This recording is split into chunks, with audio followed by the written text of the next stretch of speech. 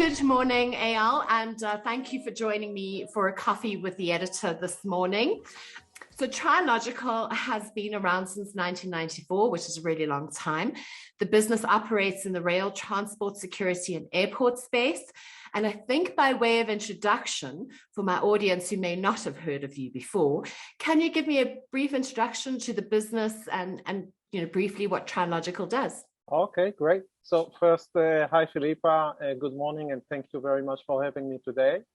A little bit about the Trilogical. So indeed, we were established at 1994, and Trilogical is actually a kind of a boutique for IoT solutions. Trilogical develop both hardware and software, so we actually one-stop shop for everything that is required for the IoT solutions. Our hardware is the highest standards, so it can comply and fit the railway industry, mid standards, and of course the automotive industry. And it includes multiple connectivity, including cellular, satellites, Bluetooth, mesh technology, all the buzzwords regarding the IoT edge computing devices that are today more and more become common. And we also have our software package, which is actually a platform that we use. It could be on customer premises, it could be over the cloud. It includes a desktop, a browsing, a web browsing platform, also Android for our end users. And we use that platform indeed for three main segments. The first one is for the railway, which is the most, I would say, a major domain and segment that we are relying on for Trilogical. But we also have some business for the aviation and logistics. But honestly, our focus here at Railways Africa is specifically on the rail sector. And you mentioned some of the buzzwords, and certainly over the years, we've had the buzzwords, like predictive maintenance, preventative maintenance, condition-based monitoring, being able to monitor certain activities in real time. These have now become a reality. You're one of the players in that market. How does Trilogical really make this possible? You touched on some of the interfaces in terms of software and hardware, but I think just give me an overview of how it all kind of comes together. Okay, so indeed, we are trying to focus on the value propositions that we can offer to our customer. And we understand not just for the railway, but especially the railways, that in order to achieve those buzzwords for proactive maintenance, predictive maintenance, and also other features and benefits that we can gain from our system, we understood that the baseline is to have high quality information. So first, in order to achieve that, the system needs to be integrated with the customer legacy system. So we need to know about the scheduling, maintenance procedures, who's the driver, the route, everything that we consider as environmental information. And we need to be able and assign each and every event, failures to one of those environmental information that could be very critical when we want to approach and analyze that information. So first, I would say that we start to get information using integration. Second, we use our very smart and advanced edge devices. Using those edge devices, we know how to get as much as more information from the locomotive, the passenger coach, or even freight trains. We are doing that by using several kinds of interfaces, including MVB, Canvas, Ethernet, and so on. Now, once we have the information from the control center and from the onboard devices, we know how to normalize the data in a structure that can help us later on to do the data analysis and to link the performance to failures to train conditions. So by doing that, we actually provide the baseline for our devices. So once we did that, we have actually three main layers that we provide for our solution. The first layer is, of course, the real-time monitoring.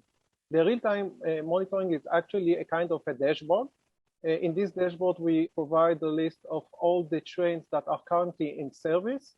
And we know to put on the top of the list only those trains that currently have some major or very similar to major failures or conditions that need a fast response from the control center or the driver. That information is distributed both to the driver and the control center. And we also recommend them about the actions that needs to be taken in order to prevent from any of those failures to become major or to stop the training service. This is the basic layer. We have two additional layers.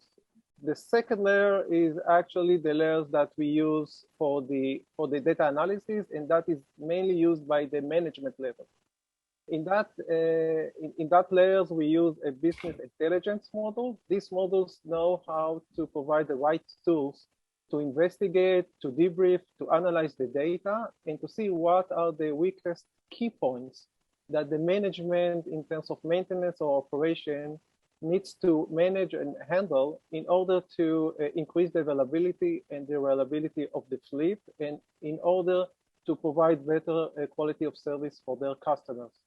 And the last one is more technical and detailed information that we provide to the technical staff, and that includes more advanced data analysis in terms of sensors, which is very critical in order to get to a predictive or proactive maintenance. You need to have the raw data. Now, today, it's not common for other players to provide that information. So we insist to get that information because we know what we want to achieve at the end of the road. And by taking the sensors, the failures, the information from the integrated legacy system, we provide our customers information about when we expect the failures to become, what is the actual MTBF, mean time between failures, and not just according to the manufacturers and the data sheet. And based on that information, we can provide them the right information to take the right decisions about proactive, predictive, and other buzzwords that today are in a general scope define the targets of such a systems. So it's definitely a key integrator in terms of, like, you know, when we talk about digitalization and you know, rail infrastructure and assets. So Trilogical has a few set products that you supply into the rail sector, and there's one in particular that I absolutely love the name of, Control Freak. It kind of resonates with me. Tell me more about the specific offerings that you have, you know, categorized for the rail sector by name. Okay. I will stick to the names. So actually, Control Freak is the main product that we're running for almost 14 years on several generations. And indeed, the name says everything. It's not the negative translation, but it means that we want to be a control of the and freak of the information that we gather, because we understand that information is the key for everything. And if it's high quality information, being control freak for information, it's not a bad thing in this matter. The Control Freak is the first one. The second one is Control Freak Freight, which is dedicated and special for freight. And I will extend for that a little bit in a second. We have the Freight Shield. And recently we developed the on-track protection tools that aims to protect employees that are working on tracks. So if I will start with the Control Freak system, the Control Freak system actually is a platform. Using that platform, we actually doing all the diagnostic processing, and that includes the onboard and the software that I mentioned before. In the scope of this project, we already gained a lot of experience to monitor. I think that almost every known manufacturers, including Bombardier, Siemens, Vostok, Stadler, CRRC locomotives, Chinese locomotives, and other GE and NRE, for example, as well. And by taking that experience and also the fact that the system has a lot of integration capabilities, we can provide tools for diagnostic and to increase availability and reliability. So this is the first and very basic software package. The second one is actually, it's a new version. It's the Control Freak Freight. We understood also in Europe and the US that the demand for freight transportation by train will be double in a decade. and that is because of the shifting from track to train in one side, and the other is the increase for freight transportation at the overall global. And that will cause for doubling the needs or the demand for transportation by freight trains. Now, this is a very crucial issue because, and even the European Union decided to invest $100 million only to answer and to address this challenge.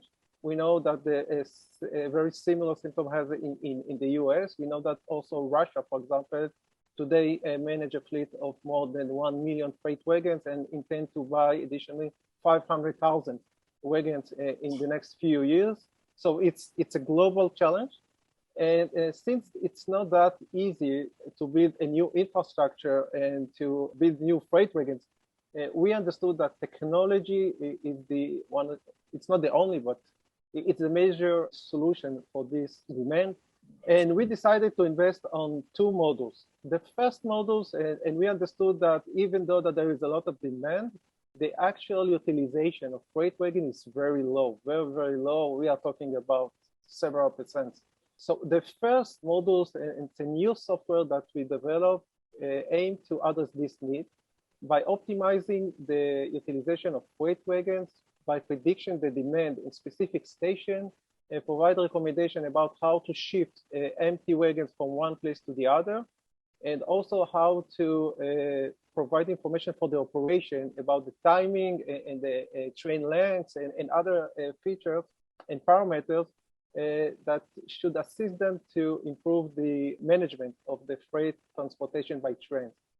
The other one is related to the IoT devices that we developed to put on the freight wagons, because we want first to know the exact location of those freight wagons. And secondly, we want to be able and to analyze if there is any problem, because a single problem on a freight wagons can cause a damage for the entire route and to suspend the entire chain. So we developed for the past 3 years a very unique IoT device for freight wagon. It's not similar to what is common today in the market. The market tried to adapt devices from the fleet management using only cellular and GPS, but that cannot fit to all the requirements for freight wagons, because freight wagons do not have no electricity and they are not having any communication with the driver. So we developed a special technology that can send information from the freight wagons to build kind of virtual networking, send information to the driver to alert if there is end of train, disconnected train, if there is any problem for the wagon itself, to provide a very accurate information about location, and all of that with a single battery that can hold for 5 to 10 years. Wow. This is the big news, yeah. This is the big news for this challenge. And we have some additional features. One of them, it's the freight shields that includes electrical lock container for containers that we use on train. And that is in order to provide very similar quality of service that today is very common for tracks. And the other one is a sort of tools that we provide for employees working on track in order to increase their safety. So I think that this is a kind of an overall about the product that we published today to the railway operators. Well, thank you very much. That was quite informative. From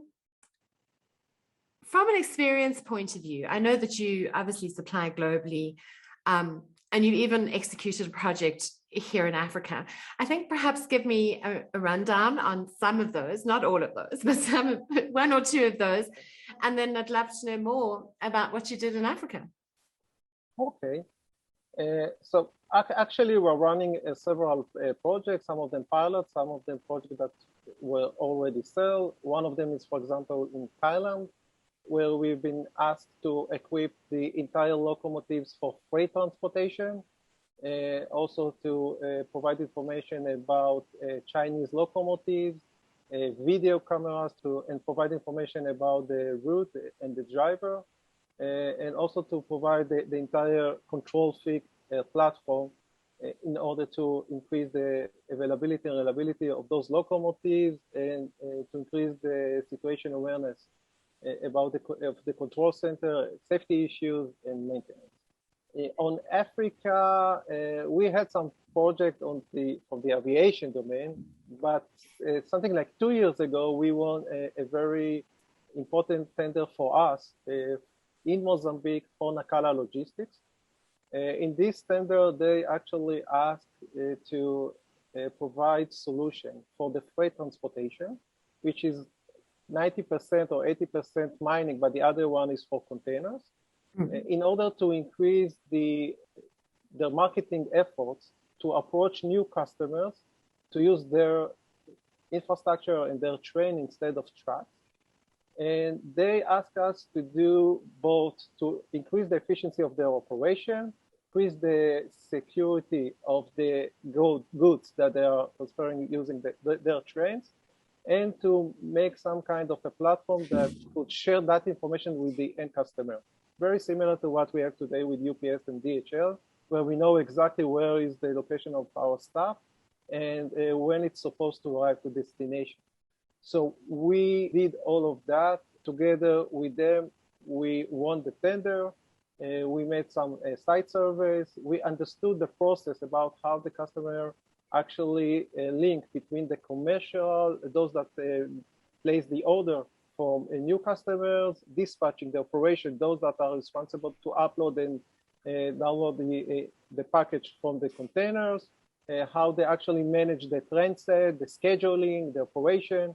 We learn all of that. We customize our solution to address their needs and the process that they are working today, to make everything digital, and also to increase the security by providing those logs.